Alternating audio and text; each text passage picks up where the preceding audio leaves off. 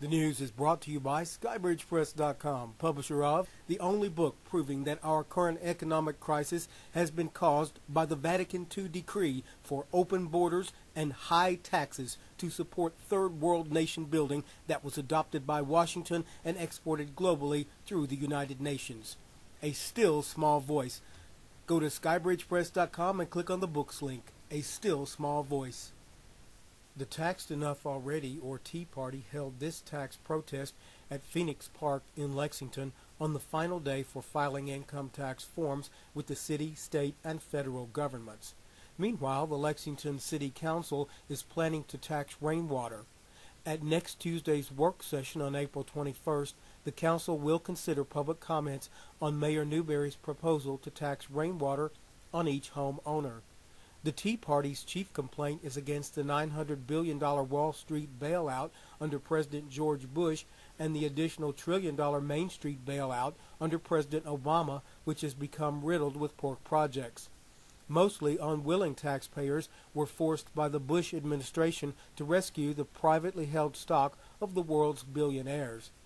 We then watched the money moguls treat themselves and their cronies to multi-million-dollar bonuses and lavish celebration parties. Without the bailout, the billionaires would have had to go to bankruptcy court like the taxpayers do, and watch people with real cash buy up multinational corporate stock at bargain rates.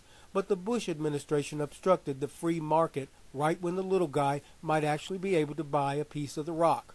Instead, Bush and Obama are strapping your great-great-great-great-grandchildren to an unlimited tax debt in their new form of serfdom designed to bail out the upper class.